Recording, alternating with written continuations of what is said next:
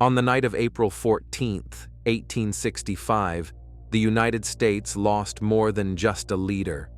It lost a symbol of perseverance, unity, and hope. Abraham Lincoln, the 16th President of the United States, had guided a fractured nation through its bloodiest conflict, the American Civil War, and was on the verge of reuniting the states under a single flag. Yet, at the moment of victory, death struck him down. But what if Lincoln had foreseen his own death? In the final weeks of his life, Lincoln's demeanor changed profoundly. Friends, family members, and even casual observers noted the shift.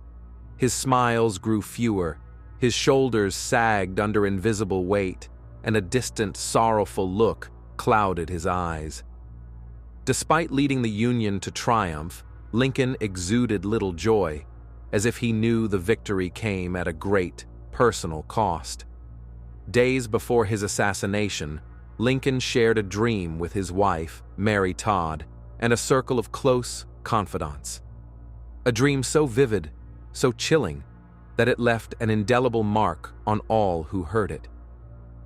In the dream, Lincoln wandered the dimly lit corridors of the White House. The grand rooms were silent, the atmosphere heavy with sorrow. As he moved through the building, he heard soft sobbing that seemed to float on the stale air. Compelled by a mix of fear and curiosity, he followed the sounds until he reached the East Room. There, he encountered a coffin draped in black, guarded by soldiers and surrounded by mourners dressed in mourning attire. He asked one of the guards, "Who is dead in the White House?" The guard's answer chilled him to the bone. The president. He was killed by an assassin. Lincoln awoke deeply unsettled. Though he recounted the dream with an air of detachment, those around him felt the heaviness behind his words. This was not the first prophetic dream Lincoln had experienced. Throughout his life, he had reported dreams that seemed to foretell major events, particularly during the Civil War.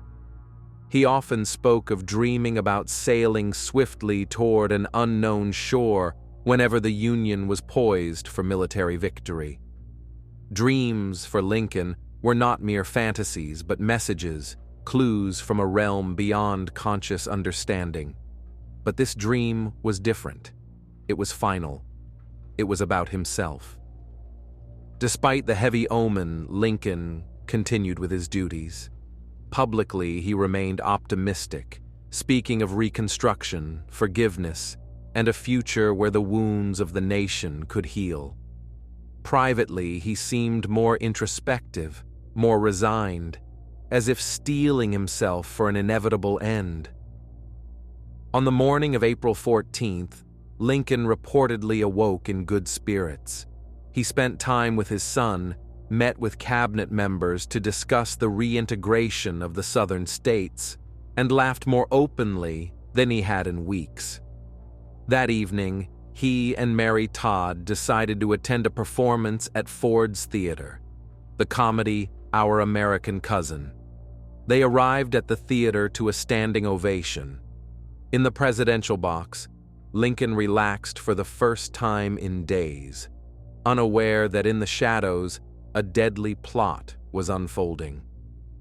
John Wilkes Booth, a celebrated actor and Confederate sympathizer, believed that assassinating Lincoln would rally the defeated South and avenge its loss.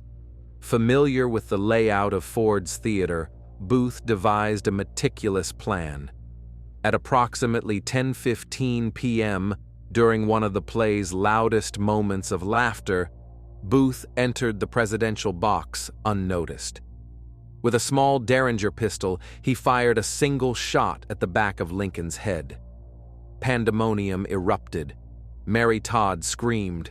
Chaos consumed the theater. Booth brandished a dagger, slashed at Major Henry Rathbone, who tried to stop him, leapt onto the stage, and fled into the night, shouting, "Sic semper tyrannis!" thus always to tyrants. Lincoln, unconscious, was rushed across the street to the Peterson house. Physicians examined him, but could do little. The wound was mortal. Throughout the night, Lincoln lay in a small bed, surrounded by members of his cabinet, military officers, and family. There were no hopeful words exchanged, only silent vigil and muffled sobs. At 7:22 a.m. on April 15, 1865, Abraham Lincoln took his final breath. Secretary of War Edwin Stanton reportedly said, "Now he belongs to the ages." The nation was plunged into unimaginable grief. Bells tolled in cities and towns across the fractured country. Newspapers ran inky headlines announcing the tragedy. A profound silence fell over a people already wearied by years of civil war. And then the haunting memory of Lincoln's dream resurfaced. Just as he had envisioned, Lincoln's body was laid out in the East Room of the White House. Black drapes hung from the windows and mirrors were covered. Soldiers stood solemn guard. Grieving citizens filed past his casket, their faces etched with sorrow. The parallel between dream and reality was undeniable.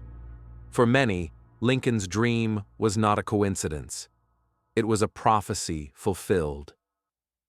But could it really have been foresight?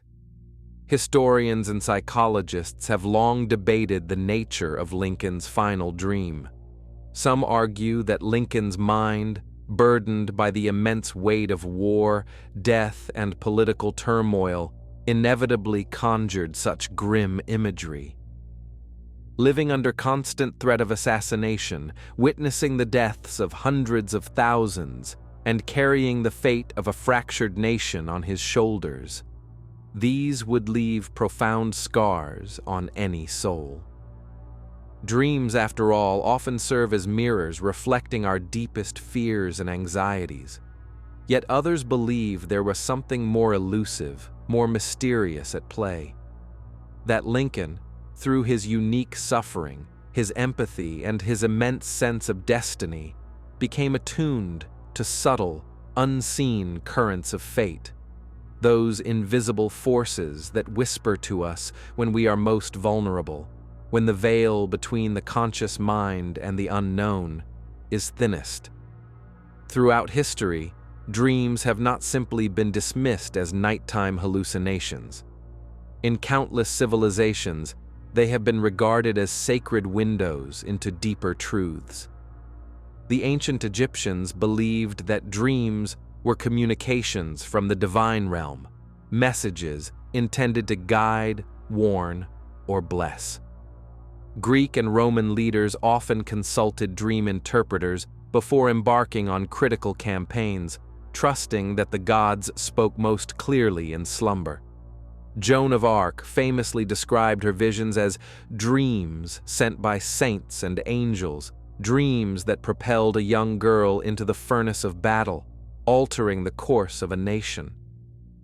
Julius Caesar's wife, Calpurnia, was so shaken by her ominous dream that she begged her husband not to attend the Senate on the Ides of March, a warning that, had it been heeded, might have changed the fate of Rome itself.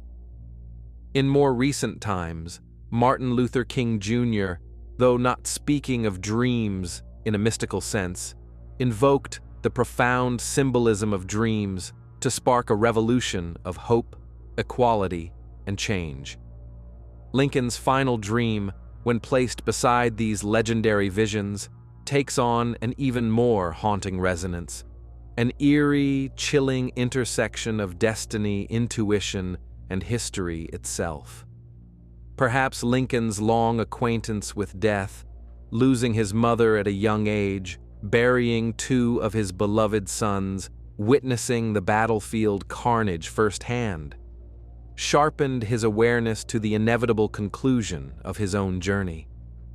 Perhaps it was not fear that spoke to him in dreams, but a solemn acceptance, a silent preparation for the sacrifice he knew he must make. And yet, There remains the unexplainable. How could a dream so vividly mirror the reality to come? How could the silent corridors, the mourning soldiers, the draped coffin, all seen while he still breathed, match the very scene that unfolded just days later? Was it merely coincidence? Or was it a glimpse, however brief, however veiled, beyond the walls of time? Whatever the truth, Abraham Lincoln's final dream endures as one of the most compelling and enigmatic episodes in American history. It reminds us that the boundaries between reality and the unseen are not as firm as we might wish to believe. It teaches that even those who shape the world with their hands and will may still be subject to forces far beyond comprehension.